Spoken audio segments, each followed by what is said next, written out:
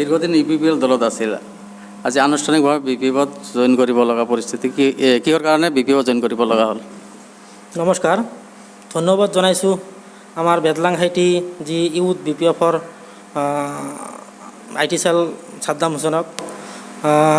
চাওক, মই 18 নং মানাহ চেৰভাং ব্লক ইউপিপিএল দলৰ ভাইচ প্ৰেছিডেণ্ট পদত থাকি যি আমি ইউপিপিএল দলৰ দেখিলোঁ নীতি আদৰ্শ, ইউপিপিএল দলৰ নীতি আদৰ্শ বুলি একোৱেই নাই।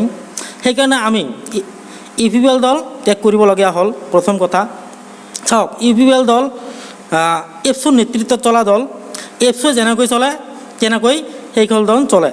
সেইকাৰণে কৈছোঁ, যদি এখন ছাত্ৰ সংগঠনৰ নেতৃত্বত চলা এখন দল হয়, এইখন দল যদি গভৰ্ণমেণ্টত আহে তেতিয়াহ'লে কি হ'ব, অন্যান্য জাতি জনগোষ্ঠীৰ মানুহৰ কিন্তু পিছত অন্ধকাৰত পৰিব। সেইকাৰণে আমি চিন্তা কৰিছোঁ যে এখন জাতীয় সংগঠনৰ নেতৃত্বত চলা এখন দলক যদি আমি চৰকাৰত বহাওঁ, তেতিয়াহ'লে আমি আমাৰ নিজৰ ভৱিষ্যত নিজে অন্ধকাৰত হ'ব। সেইকাৰণে আমি এই ইউপিপিএল দল ত্যাগ কৰিছোঁ। আৰু চাওক, ইউপিপিএল দলৰ প্ৰমোদ বড়ো ডাঙৰীয়া যেতিয়া BTR চুক্তি হৈছিল, তেওঁ এপছুৰ সভাপতি আছিল। তেওঁ এতিয়া কৈ আছে যে সম অধিকাৰ সম উন্নয়ন। যেতিয়া BTR চুক্তি হৈছিল তেতিয়া কোন একপক্ষীয়ভাৱে BTR চুক্তিখন কৰিছিল তেওঁ নিজে। এই চুক্তিত দেখা গৈছে আমাৰ অন্যান্য জাতি জনগোষ্ঠীৰ কোনো সেনেধৰণৰ উন্নয়নমূলক বা সম অধিকাৰ সম উন্নয়ন নাই। তাৰে এটা প্ৰমাণ দেখুৱাম আমি। BTC যি BTR চুক্তি হৈছে, বড়ো চুক্তি হৈছে, তাৰে 10.2 যিটো দফা, তাত লিখা আছে বড়ো যুৱকসকলক সৈনিকত ব্যৱস্থা কৰা হ'ব। কিন্তু অন্যান্য জাতি জনগোষ্ঠীৰ যুৱকসকলৰ কথা চিন্তা কৰা নাই। না মুছলমানসকলৰ যুৱকসকলৰ চিন্তা কৰিছে, না বেংগলী যুৱকসকলৰ কথা চিন্তা কৰিছে, না আদাৰ্ছ কোনো অন্যান্য কমিউনিটিৰ যুৱকসকলৰ কথা চিন্তা কৰিছে। এই চুক্তিত 10.2 আৰু এটা দফাত আছে, আৰক্ষী আৰু অৰ্ধসামৰিক বাহিনীত তেওঁলোকৰ বড়ো যুৱকসকলৰ প্ৰতিনিধি বৃদ্ধি কৰা হ'ব। কিন্তু এই চুক্তিত কোনটো অন্যান্য জাতি জনগোষ্ঠীৰ যুৱকসকলৰ কথা চিন্তা কৰা হোৱা নাই। তেনেহ'লে এইফালে BTR চুক্তিত একপক্ষীয়ভাৱে কৰিছে, কোনো জাতীয় সংগঠন, কোনো ধৰণৰ অন্যান্য জাতি জনগোষ্ঠীৰ সংগঠন বা প্ৰতিনিধিসকলক মতা নাই, একপক্ষীয়ভাৱে কৰিছে। আৰু BTR চুক্তিখন একপক্ষীয়ভাৱেই কৰিছে। তাতে দেখা গৈছে যে অন্যান্য জাতি জনগোষ্ঠীৰ মানুহৰ এই BTR চুক্তিৰ দ্বাৰা কোনো সম অধিকাৰ সম উন্নয়ন নহ'ব। তাত আৰু এটা লিখা আছে ভয়ানক কথা। এফালে কৈ আছে প্ৰমোদ বড়ো ডাঙৰীয়াই ভূমিৰ অধিকাৰ সকলোকে দিয়া হ'ব, আনফালে BTR চুক্তিত কৰিছে তেওঁ BTRত থকা মানুহ খাজ ভূমি, চৰণীয়া পথাৰ, জলাশয়ৰ পৰা অবৈধ বেদখলকাৰীক উচ্ছেদ কৰিব লাগিব। যদি এই বেদখলমুক্ত কৰিব যায় খাজ ভূমি আৰু চৰণীয়া পথাৰ মতলব ৰিজাৰ্ভ ভূমিৰ পৰা, তেনেহ'লে যিসকলে বসবাস কৰি আছে দীৰ্ঘদিন ধৰি এই ভূমিত, তেওঁলোকক আগত উচ্ছেদ কৰিব লাগিব, তাৰপিছতহে এই ভূমি মুক্ত কৰিব পাৰিব। এফালে কৈ আছে ভূমিৰ অধিকাৰ দিম, আনফালে BTR চুক্তিত একবাৰে কটকটীয়াকৈ BTR চুক্তি লিখা আছে 7.2 দফাত অন্যান্য জাতি জনগোষ্ঠীৰ মানুহে এই BTR চুক্তিৰ দ্বাৰাই যি এটা দেখা পালোঁ আমি যে ট্ৰাইবেল বেল এণ্ড ব্লকৰ কথাটো আছে, আৰু যি খাজ ভূমি চৰণীয়া পথাৰৰ পৰা যে উচ্ছেদ হ'ব লগা হয়, কালি কিন্তু আমাক মানুহে এই ইউপিপিএল দল কৰিলে মানুহে আমাক বেয়া পাব, মানুহে আমাক অভিশাপ কৰিব যে এইসকল লিডাৰে এইসকল লিডাৰৰ নেতৃত্বত আমি ইউপিপিএল দলক ভোট দিছিলোঁ, মানুহক অভিশাপ কৰিব। সেইকাৰণে আমি ইউপিপিএল দল ত্যাগ কৰিছোঁ।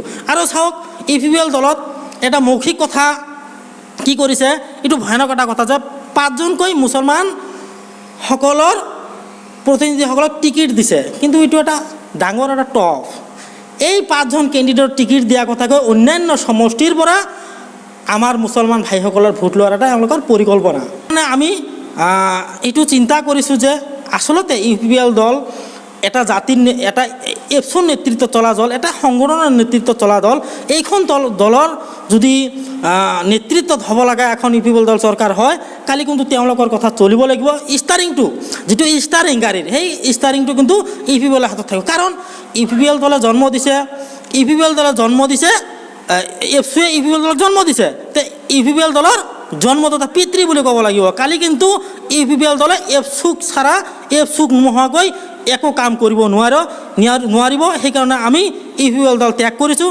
আৰু মই যি BTCত 15 বছৰ ধৰি BPF চৰকাৰে যি ধৰণৰ শাসন চলাইছে, আমি দেখা পাইছোঁ যে অন্যান্য অসমত যি খাস ভূমি আছে তাৰ পৰা মানুহক উচ্ছেদ কৰিছে, কিন্তু BTC অঞ্চলত এই উচ্ছেদৰ কথা হাগ্ৰামা মহিলাৰী ডাঙৰীয়াই উচ্ছেদ কৰিবলৈ দিয়া নাই। সেইকাৰণে আমি ভাবিছোঁ যে এখন যদি চৰকাৰ আছে BTCত, যদি BPF চৰকাৰ থাকে, তেনেহ'লে আমাৰ শান্তি সম্প্ৰীতি আৰু ভাতৃত্ববোধ আমাৰ থাকিব। সেইকাৰণে আমি চিন্তা কৰিছোঁ আমাৰ নিৰাপত্তা লাগে, আমাক শান্তি লাগে, সেইকাৰণে আমি BPF দলত যোগদান কৰিছোঁ। আচলতে চাওক, প্ৰথমতে যেনেকুৱা UPPL দলৰ এটা জয়ময় আছিল, কিন্তু এতিয়া মানুহবিলাকে বুজি আছে যে UPPL দলক ভোট দিলে আমাৰ ভৱিষ্যত অন্ধকাৰ হ'ব। সেইকাৰণে আজিৰ দিনত আমাৰ মাইনৰিটি ভাইসকল তথা বেংগলী ভাইসকল, ৰাজবংশী ভাইসকল আজিৰ দিনত পিছুৱাই আছে। আমি যেনেকুৱা, মই নিজে 18 নং মানাছ চেৰফাং সমষ্টিৰ ব্লক ভাইচ প্ৰেচিডেণ্ট পদত আছিলোঁ UPPL দলৰ। মই আজি আহিছোঁ, মন সতীৰ্থ তেওঁ UPPLৰ তাজুল আহমেদ, UPPL দলৰ তেওঁ প্ৰাইমাৰীৰ সম্পাদক আছিল, তেখেত আহিছে, আমাৰ লগত আৰু আমাৰ সমৰ্থক বহুত আছে, আমি আহিছোঁ। এনেকুৱা ধৰণৰ বহুত সমষ্টিৰ পৰা আহিছে।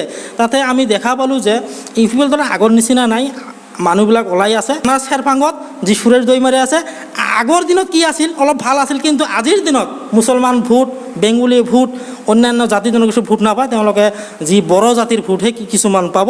সেইকাৰণে তেওঁ নিজিকে। আজিৰ দিনত ধনঞ্জয় বসুমতাৰী ডাঙৰীয়া জিতাটো নিশ্চিত হৈছে, 100% তেওঁ জিকিব বুলি আমি আশাবাদী। আৰু তেওঁক ধনঞ্জয় বসুমতাৰী ডাঙৰীয়াক আমি জিকাই লোৱাৰ কাৰণে যিমান কৌট কৌশল কৰিব লাগে আমি কৰিম, আৰু তেওঁক জিকাই লোৱাৰ কাৰণে আমি চেষ্টা অব্যাহত ৰাখিম।